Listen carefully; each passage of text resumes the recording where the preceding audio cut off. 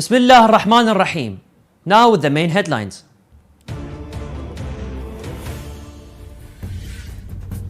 A quarter of humanity now lives in places affected by conflict.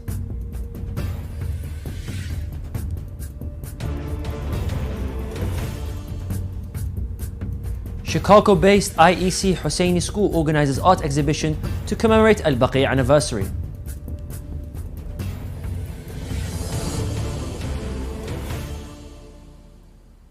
New UNICEF reports shows 190 million children in Africa at risk of water-related diseases.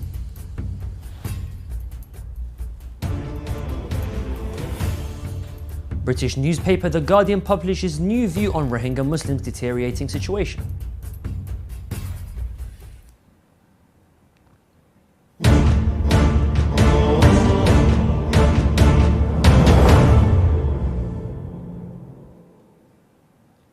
Assalamu alaikum wa rahmatullahi wa barakatuh. This is Yunus Dawood and you're watching Shia Waves live from Imam Hussein TV 3. The UN High Commissioner for Human Rights warned on Tuesday that a quarter of humanity today lives in places affected by conflict, a scenario in which civilians bear the brunt of the suffering. The contempt for human beings reaches agonizing levels when war breaks out and violence becomes a daily occurrence, deplored Volker Turk, recalling the fragility of peace, calling for it to be cultivated, respecting the UN Charter and international law. In his annual report on the global situation of fundamental guarantees, Turk also warned that discrimination and racism threaten human dignity by using contempt as a weapon that humiliates and violates human rights, fuels despair and obstructs development. In his address to the Human Rights Council, he reviewed that the human rights situation in different parts of the world, including Syria, Haiti, Iran and China. Islamic Education Center IEC Husseini School, in cooperation with Al-Baqi' organization, held an event titled Lady Zainab Azadari Art Exhibition to honor the memory of Baqi' Cemetery 100 years after its demolition. The occasion showcased the talents of young students of various ages who were inspired by the love of Ahlul Bayt alayhim salam. The participants presented their artworks in condemnation of the oppressions of the heads of followers of Saqifa as well as the present-day agents towards the progeny of the Holy Prophet, while expressing their hope for the revival of Baqi'. According to the organizers, the project was designed to instill mourning traditions in the minds of the young generation and to give the concept of Azadari a creative structure. During individual interviews and other participants was given a chance to explain their work and communicate the ideas. Representatives of the Baqi' organization and other guests gave speeches on the importance of such projects and provided feedback on their observation. It should be noted that this art exhibition was an amazing example of its kind, as the students freely shared ideological notions in the form of art as an expression of their protest. Today, 100 years after the destruction of Al-Baqi', the hearts of the Shia are still burning with agony in remembrance of this horrendous act perpetrated by the Salafi Wahhabis. The pain has been driving numerous similar events across the globe as expressions of the protest. These struggles are meant to exert pressure on the Saudi government and to encourage action for reconstruction of the Holy Cemetery, which houses the bodies of the 4 Shia Imams.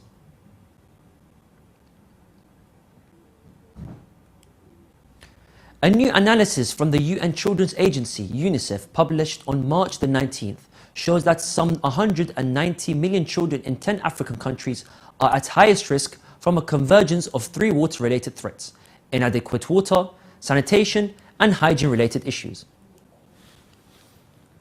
The study, released ahead of the historic UN Water Conference, reviewed household access to wash services, the burden of wash attributable deaths among children under 5, and exposure to climate and environmental hazards, revealing where children face the biggest threat and where investment in solutions is desperately needed to prevent unnecessary deaths.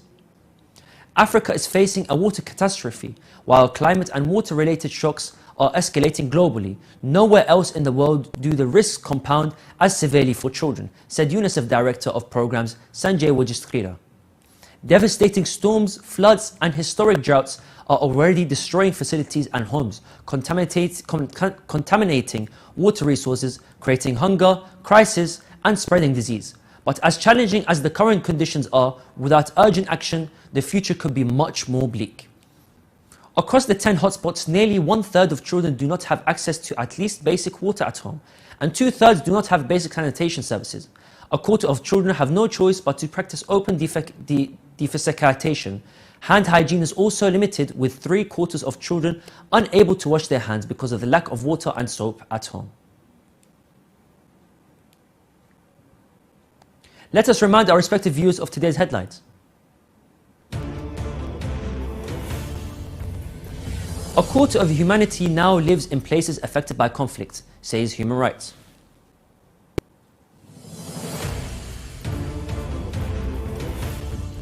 Chicago-based IEC Husseini School organizes art exhibition to commemorate Al-Baqi' anniversary.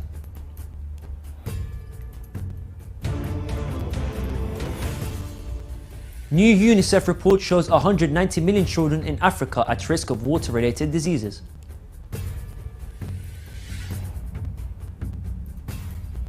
Also tonight, London lights up for the blessed month of Ramadan for first time ever.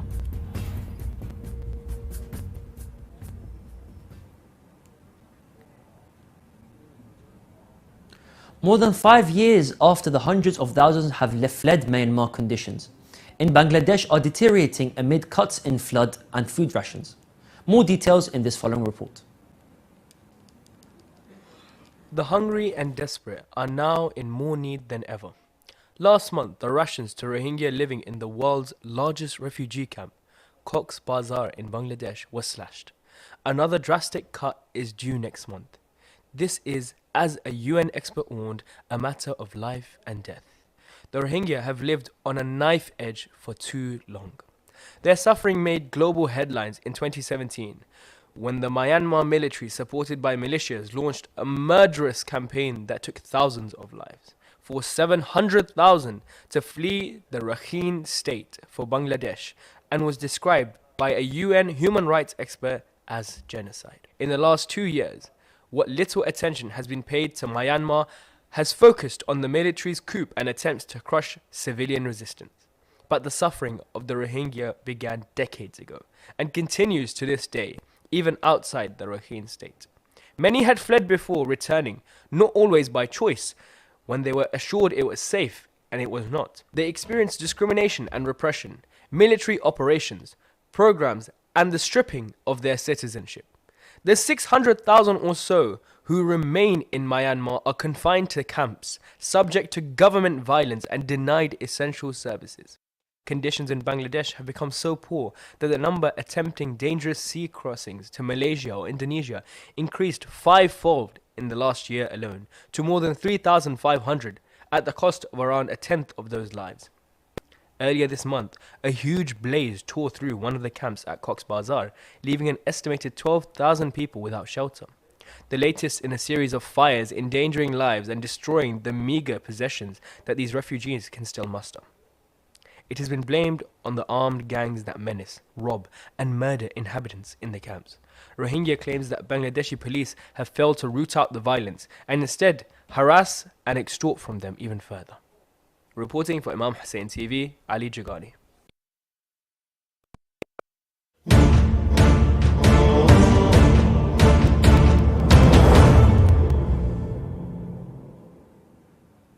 And now we continue with some short news.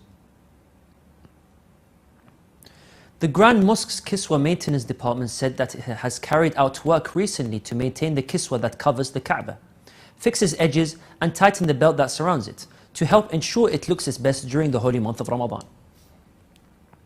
The department's official said this comes as part of the periodic work undertaken by the unit charged with the taking care of the Kaaba's Kiswa.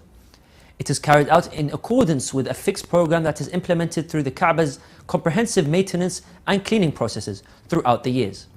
Based on the department's operational and cleaning department and technical plan, he added that the Kiswa is checked on a daily basis and maintained by a specialized Saudi team, with the experience of some of its members exceeding 26 years.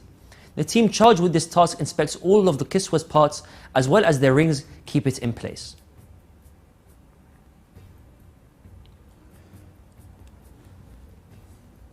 The Bahraini political detainee and is sentenced to life, Sayyid Abbas Mehdi, who is in prison for 10 years now, has directed a message to the OHCHR calling to him to increase observers at the Bahraini prisons. In his message, Mehdi highlighted the ill treatment and systematic harassment the prisoners are subjected to in Bahrain's prisons. Mehdi pointed out in a voice message that we are not allowed to walk except for 45 minutes a day, and we are not allowed to contact our families except once a month and only for 30 minutes. He also added that the prison administration continues to prevent us from holding religious rituals and ceremonies, and we do not receive any adequate medical care. On Saturday, the Afghanistan National Journalists Union, ANGU, published a report highlighting that 53% of journalists in the country lost their jobs after the takeover of Afghanistan by the Taliban. The report also pointed out that over 50% of media outlets had been shut down operations since August 2021, primarily due to financial losses. In a statement by the ANGU member, Masroor Lufti, said most media employees have left Afghanistan and the media community is facing several problems. The report on the occasion of National Journalists Day in Afghanistan on March the 18th, several journalists in Taliban-controlled Afghanistan have raised concerns about the deteriorating economic condition and lack to access of information.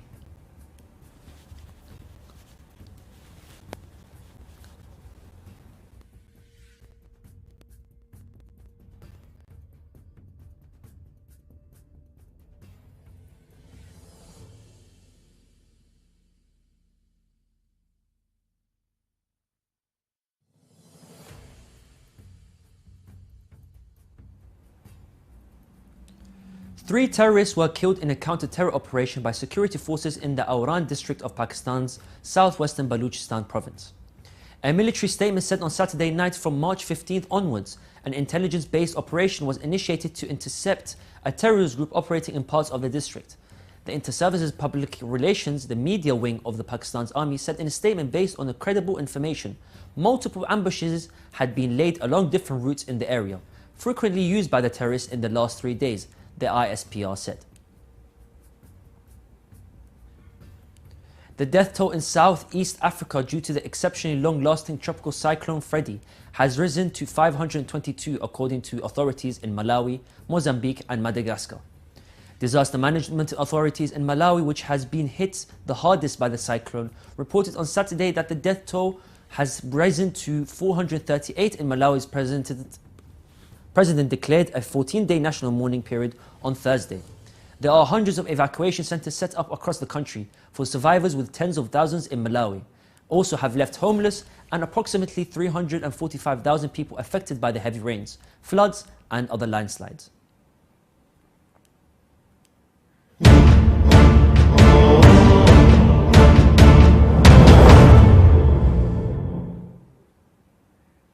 For the first time ever, Central London's iconic West End has been decorated to mark the holy Islamic month of Ramadan, which is expected to commence on Wednesday, pending sighting of the new moon.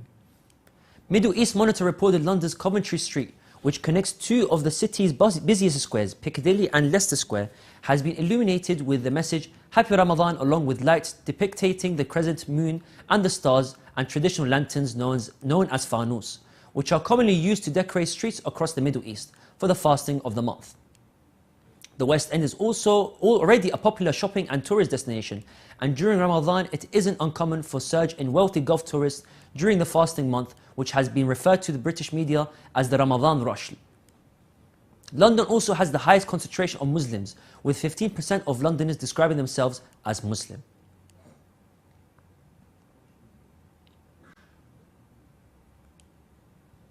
The Karbala Center for Studies and Research at Imam Hussein Holy Shrine has announced today, March the 20th, 2023, the issuance of an encyclopedia titled Studies and Research International Scientific Conference for the Arba'een Pilgrimage.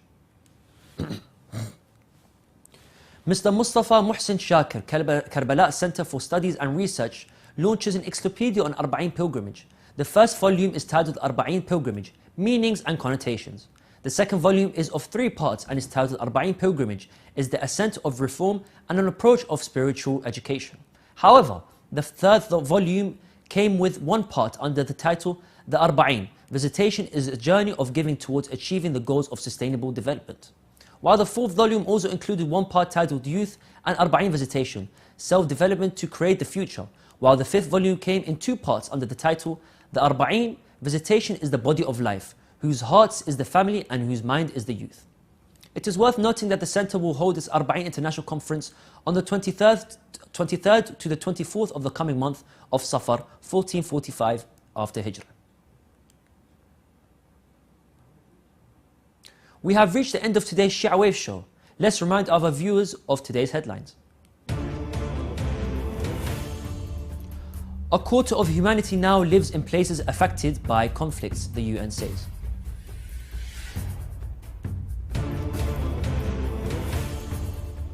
Chicago-based IEC Husseini School organizes art exhibition to commemorate Al-Baqi' anniversary.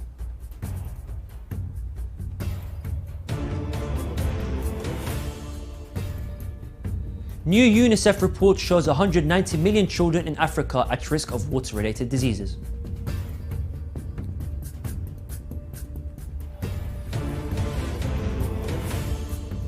British newspaper The Guardian publishes new view on Rohingya Muslims as deterring situation.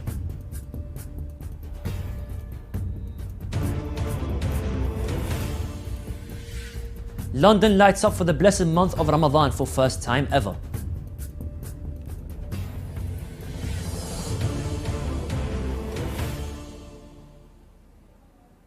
Karbala Center for Studies and Research launches an encyclopedia on Arba'in pilgrimage.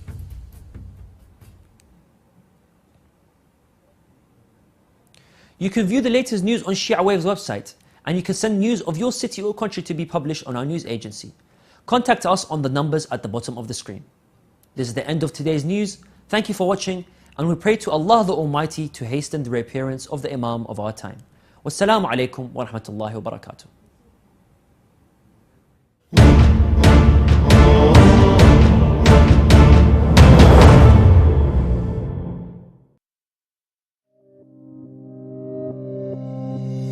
Imam Hussein Media Group is moving to a new location. As the shrines plan to expand, we at Imam Hussein Media Group have secured and built a new building to help continue our efforts for Abba Abdullah. The 13-story building will be harboring all 5